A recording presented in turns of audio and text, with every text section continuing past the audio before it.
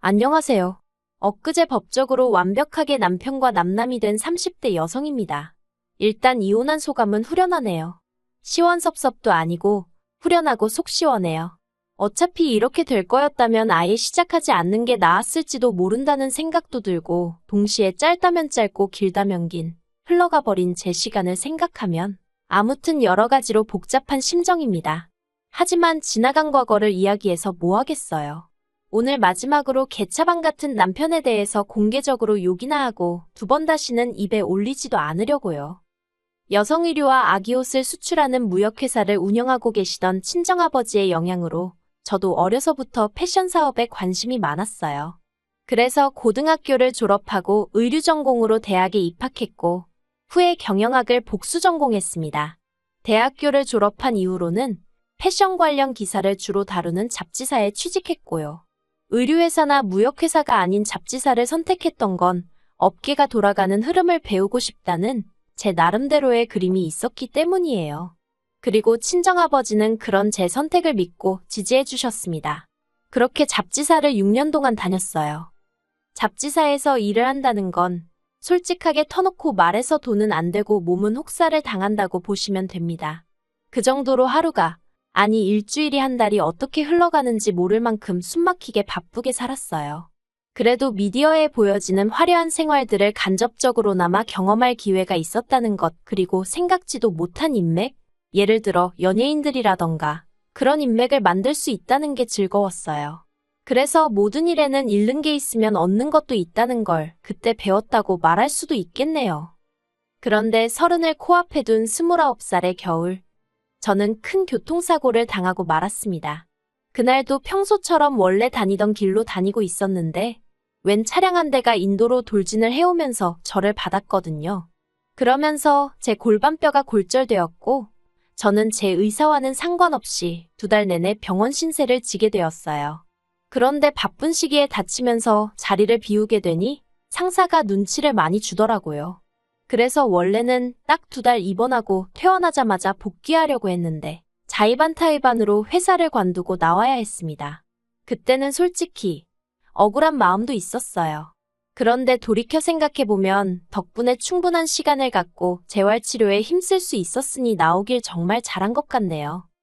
이후로 저는 친정아버지의 권유에 따라 친정아버지의 회사에 입사했습니다. 아버지께서는 마침 사업을 확장하려던 시기였다며 이참에 일 한번 제대로 배워서 물려받아 보라고 하시더라고요. 그리고 저는 솔직히 사업을 물려받고 그런 욕심은 크게 없었어요. 하지만 적어도 남의 회사에서 힘든 몸으로 눈치까지 봐가며 일할 바엔 친정아버지 회사가 낫지 싶더라고요. 그래서 알겠다 했습니다. 그리고 병원 퇴원하고 얼마 지나지 않아 아버지 밑에 들어가 일을 배우기 시작했네요. 그리고 아버지 회사를 다닌 지 3년이 넘어갔을 무렵 그때부터는 아버지 지인들 사이에서도 딸이 회사 물려받으려고 일을 배운다더라. 뭐 그런 이야기가 나오면서 여기저기서 선자리도 들어오고 그러더라고요. 그리고 아버지도 주변 친인척이나 지인분들 자제들이 결혼하여 손주도 보고 그러는 모습을 보셨는지 저한테 너는 언제 시집 갈 거냐며 농담처럼 잔소리를 하기 시작하셨지요. 솔직히 저는 결혼에 있어서는 제가 늦었다는 생각이 전혀 들지 않았는데 말이에요. 그러다 지금의 남편을 소개받게 되었습니다. 모처럼 전 직장을 같이 다니던 동료와 통화를 하게 되었는데 저보다 3살이 많은 언니였거든요. 언니가 먼저 집에서 시집 안 가냐고 스트레스를 준다며 하소연을 하대요. 그래서 제가 나도 친정아버지한테 어지간히 시달리고 있다고 하소연을 했어요. 그랬더니 언니가 그러면 내가 소개팅 해줄까 그러는 거예요. 제가 소개팅은 무슨 소개팅이냐 됐다 했습니다. 그런데 언니가 거절하지 말라면서 정말 괜찮은 사람이라고 그렇게 지금의 남편을 만나게 되었습니다. 남편의 첫인상은 사람이 참 수수하구나 이뿐이었어요. 사실 전 직장에서부터 시작해서 저도 또래 여자들과 마찬가지로 연애도 했었고 소개팅도 해봤는데 다들 대부분이 허세가 있고 진실된 사람들 같지 않았거든요. 너무 계산적인 사람도 있었고요. 그런데 남편은 사람이 순박하고 단순해 보였다고 할까요? 정말이지 그 점이 제 마음에 쏙 들었어요. 그래서 제가 먼저 사귀자고 했습니다. 프로포즈는 남편이 먼저 해왔지만요. 저희는 연애 1년 만에 부부의 연을 맺었고 이후로 한동안은 즐거운 신혼생활을 이어갔습니다. 하지만 남편이 예상치 못한 실직을 하면서 처음 결혼 생활에 위기가 찾아왔어요. 남편은 직원 수 5명 남짓의 여행사를 다니고 있었거든요. 그런데 사장이 하루아침에 허위 계약을 하고 받은 돈 전부를 챙겨서 해외로 날랐다대요. 사정이 그렇게 되자 솔직히 당장 굶어 죽을 상황은 아니었지만 그래도 마음이 편치는 않았지요. 그리고 그때 남편과 처음 연애 때도 하지 않았던 부부싸움을 하게 되었습니다. 솔직히 저도 남편이 잘못해서 일어난 일이 아니라는 건 알고 있었지만 그래도 아내로서 실직 이후로 하루가 멀다 하고 집에서 술만 먹고 있는 남편을 보고 있으니 그것도 하루 이틀이지 한 달 가까이 그러고 있으니까 환장하겠더라고요. 그래서 보다 못한 제가 그럴 시간에 차라리 어디 다른 직장이라도 알아보던가 그게 안 되면 막노동이라도 해서 좀 극복을 해야 할 거 아니냐고 했어요. 그랬더니 남편이 저더러 하는 말이 너는 장인어른 회사에서 일하니까 눈치 볼 일이 있기라냐? 뭐 결과가 안 좋아도 누가 너한테 욕을 하냐 돌을 던지냐? 어이가 없었습니다. 저도 나름대로 친정아버지한테 일 못하면 욕먹고 애로사항이 있었거든요. 그런데 한편으론 남편을 비롯한 다른 사람들 눈에는 정말 내가 직장 생활을 편하게 하는 것처럼 보일 수도 있을까 하는 생각도 들고 결국 서로 정말 박터지게 싸운 이튿날 제가 친정아버지께 혹시 남편을 회사에서 일하게 해주시면 안 되냐 여쭙습니다. 친정아버지는 탐탁치 않아 하시는 눈치였어요. 애시당초 이런 부탁부터 하려면 일하려는 사람 본인이 직접 하지 왜 아내인 제가 나서서 하느냐는 게 아버지 말씀이셨지요. 제가 친정아버지께 남편이 부탁한 게 아니라 그냥 제가 여쭤보는 거라고 설명을 하니 친정아버지가 저더러 너는 네 남편이 얼마나 못 믿었길래 네가 이렇게 나서냐면서 이래도 욕먹고 저래도 욕먹는 상황이었네요. 그래도 결국 자식 이기는 부모 없다고 친정아버지께서 남편도 출근하라고 허락을 해주셨습니다. 기왕 이렇게 된 거 한번 열심히 배워보라는 말씀도 덧붙이셨지요. 하지만 남편이 뭔가 오해를 해도 단단히 했던 것 같습니다. 출근한 지 한 달도 되지 않아서 자기가 맡은 업무에 대해 불평불만을 늘어놓기 시작했거든요. 친정아버지는 남편이 일이 처음이고 다른 직원들 보는 눈도 있으니 일단은 사원으로 입사를 하라고 하셨어요. 저도 사원으로 시작했었고요. 그런데 남편은 자기가 다른 직장을 다닌 경력도 있는데 왜 사원이냐면서 다른 사람들 보기 창피하다며 투덜거리는 거예요. 제가 남편에게 남한테 직함 자랑하려고 회사 다니는 것도 아니고 당신이 아무리 다른 직장을 오래 다녔다고 하더라도 지금 우리 아버지 사업에 대해서는 아는 게 없지 않냐. 그러니 쓸데없는 소리는 하지 말라고 했습니다. 그리고 저는 이 이야기는 이쯤 했으면 남편이 알아들었을 거라고 생각했어요. 그런데 며칠 뒤 어머님으로부터 전화를 받게 되었습니다. 어머님은 불만이 가득한 목소리로 저에게 다짜고짜 사돈이 정말 너무한 것 같다며 속상하다 하시는 거예요. 그래서 그게 지금 무슨 말씀이시냐 물었습니다. 그러자 너 내 아들이 대학물에 대학원물까지 먹은 거 알지 않냐면서 그런데 너보다 직급도 낮다는 게 말이 된다고 생각하니 그러시는 거예요. 솔직히 어디 가서 남사스러워서 말은 못하지만 어머님 말씀대로 저희 남편이 대학물에 대학원물까지 마신 건 맞습니다. 하지만 대학이라도 다 같은 대학이 아니고 대학원이라고 다 같은 대학원이 아니잖아요. 솔직히 제가 학교 이름을 말해도 모르는 사람들이 대부분일 거예요. 그런데 고슴도치도 지 새끼는 이쁘다더니 저희 어머님이 딱 그런 식이셨습니다. 물론 부모가 자기 자식 자랑하는데 그걸 어느 누가 무슨 수로 막겠어요. 하지만 때와 장소를 구분할 줄 알아야 하는데 저희 어머님은 그런 게 없으셨지요. 게다가 어머님께서 저더러 너 내일 당장 네 아버지한테 가서 너랑 내 아들이랑 직함 바꿔달라고 해. 아무리 세상이 달라졌어도 마누라가 상사라는 게 말이 되니? 그러시대요. 어이가 없어서 어머님더러 그 마누라 덕분에 그나마 사원 타이틀이라도 달았다는 건 그새 잊으셨냐 했습니다. 솔직히 평소에는 어머님 말씀에 그렇게 딱딱 받아치는 편이 아니었는데 그날만큼은 너무 기분이 나빠서 한마디 안 하고는 못 지나가겠더라고요.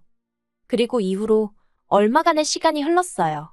남편도 초반에는 어지간히 불평하고 궁시렁거리더니 어느덧 잠잠해졌고 어느 정도 안정을 이뤄가고 있었달까요? 그런데 친정아버지께서 중국으로 출장을 가시게 되셨습니다. 중국 출장에서 방문하기로 되어 있던 회사가 저희 아버지 회사의 가장 큰 거래처 중 한 곳이었는데 거긴 이상하게 꼭 아버지하고 직접 만나서 거래하길 좋아하더라고요. 저도 싫다, 다른 직원도 싫다. 오로지 저희 아버지만 찾았어요. 그래서 어쩔 수 없이 친정아버지가 일주일 정도 회사를 비우시게 되었지요. 그리고 친정아버지는 자리를 비우시면서 다른 직원들에게 저를 많이 도와주라 했습니다. 제가 아버지 역할을 대리할 거라는 걸 간접적으로 공표를 하신 거였어요. 솔직히 제 입으로 말하긴 뭐하지만 직원들 전부 다 아버지랑 제 관계를 알고 있었고 그것과는 별개로 제가 일을 잘했거든요. 처음으로 일본에 있는 회사와 거래도 성사시켰고요. 그래서 언젠가부터 직원들 사이에서는 아버지가 은퇴하시면 제가 물려받는 걸로 소문이 나기 시작했지요. 그리고 남편도 이 소문을 들은 눈치기는 했어요. 왜냐하면 남편이 아니었으면 어머님 귀에 그런 소리가 들어갈 리가 없었을 테니까요. 하루는 어머님이 연락을 해오셔서는 사돈이 제정신이냐면서 어떻게 멀쩡히 잘난 사위를 두고 사업을 딸한테 물려주냐는 겁니다. 그러면서 사업은 똑똑한 남자가 해야 크는 법이라면서 듣는데 순간 무슨 말씀을 하시는 건가 싶어서 멍하더라고요. 그리고 그날도 결국 남편하고 대판 싸웠습니다. 도대체 어머님한테 무슨 얘길 어디까지 하고 다니는 거냐 했지요. 그러자 남편도 한다는 소리가 자기가 자기 엄마한테 못할 말이 뭐가 있냐면서 솔직히 자기가 머슴이냐면서 멀쩡한 사람 데려다가 말단이나 할 법한 일을 시킨다고. 정말이지. 친정아버지가 그 자리에 계신 건 아니었지만 듣고 있는데 너무 열받더라고요. 솔직히 제 남편이지만 소위 그 일머리라고 하지요? 그게 없었어요. 그러니 같이 일하는 직원들이 오죽하면 제 남편인 걸 알면서도 제 앞에서 같이 일하기 힘들다고 농담처럼 하소연을 해댔겠어요. 사람이 순박하고 순진해서 좋았는데 정말 달랑 그 두 개만 장점일 줄은 몰랐네요. 하지만 남편에게 제가 정말 실망하고 동시에 화가 났던 건 앞서 말씀드린 대로 친정아버지가 출장을 가시면서 일어난 일 때문이었습니다. 친정아버지가 회사를 비우기가 무섭게 남편이 3층짜리 건물을 오르내리면서 자기가 마치 모나된 것 마냥 직원들한테 인사도 했다가 잔소리도 했다가 아주 뒷짐지고 걸어다니는 게 어이가 없더라고요. 그리고 결정적으로 저희 회사에는 저희 아버지만큼이나 오래 근무하고 계신 상무님이 계시거든요. 그간의 세월 때문에 저에게는 삼촌 같은 분이시고 저희 아버지께는 형제 같은 분이시기도 하지요. 남편이 그분한테 가서 업무에 대해서 피드백을 주고 있는 게 아니겠어요. 어이가 없어서. 그래도 100번 양보해서 피드백 그래요. 좋은 의도로 줄 수 있다고 칠게요. 하지만 진짜 문제는 남편의 태도였습니다. 그 상무님한테 남편이 한다는 소리가 늙어서 기억력도 딸리고 하면 적당히 해먹고 자리에서 나오시라고 그래야 아랫사람들이 쭉쭉 올라갈 거 아니냐면서. 제가 이 이야기를 알게 된 건 그 상무님이 처음으로 이틀을 꼬박 알아놓으시면서 회사를 나오지 않으셨거든요. 회사에는 개근상이 없어 안타깝다는 말을 우리가 우스갯소리로 할 만큼 절대 쉬는 법이 없으신 분이었기에 정말 걱정이 되더라고요. 그래서 제가 퇴근 후 직접 댁으로 찾아뵈었습니다. 그리고는 혹시 회사에서 무슨 일이라도 있었다면 솔직히 말해달라 했지요. 그러자 그 상무님이 허심탄회하게 말해주겠다며 남편과 나눈 대화를 들려주신 거예요. 결국 모든 것을 알아버린 제가 남편을 불렀습니다. 그리고는 이 정도로 회사 일에 불만이 많은 줄은 몰랐다고, 다 내 잘못인 것 같다고, 그러니 이만 회사에서 나가달라 했지요. 그러자 남편이 갑자기 무슨 말도 안 되는 소리냐며 저에게 짜증을 냈어요. 그리고는 저더러 네가 뭔데 나가라 마냐 그러대요. 그렇게 친정아버지가 돌아오시는 날까지 둘이 팽팽하게 맞서며 나를 세우고 있었습니다. 그러다 친정아버지가 오시자 제가 생각해도 유치한데 저희 둘 다 서로의 잘못을 일러대느라 정신이 없었어요. 그리고 친정아버지도 남편이 그 상무님께 막말을 했다는 사실, 그거 하나만큼은 이해할 수가 없다면서 아무래도 당신이 잘못 생각한 것 같다며 빨리 직장을 구해서 나가라고 하시더라고요. 그때였습니다. 남편이 정말 다들 너무한다면서. 그리고는 저희 아버지더러 솔직히 아들도 없으시면서 사위한테 이러시면 나중에 험한 꼴 보신다 그러대요. 그 말을 듣곤 저희 아버지도 저도 둘 다 귀를 의심했습니다. 제가 먼저 남편더러 지금 말 다 했냐고 그랬더니 할 말이야 많은데 자기가 참는 거라면서. 그리고 그때 친정아버지가 남편더러 너 짐 싸라고 한마디 하셨습니다. 사실 저희 아버지가 사업을 하시다 보니 평소에는 어떻게든 감정 표현을 잘 안 하려고 노력을 하시는 편이세요. 하지만 사실 성격이 보통이 아니시랍니다. 그리고 다른 사람들도 그렇겠지만 저희 아버지도 지 주제 모르고 날뛰는 망둥어 같은 사람을 제일 싫어해요. 그런데 저는 어리석게도 제 남편이 그런 인간인 줄은 몰랐습니다.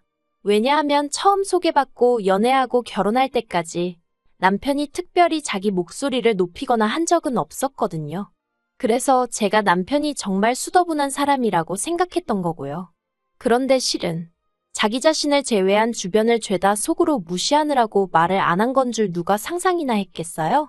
아무튼 친정아버지가 저에게 남편이 앞에 있는데 단도직입적으로 이런 자식이랑 계속 살 거냐고 물으셨습니다. 그리고 저는 안 살 거라고 했어요.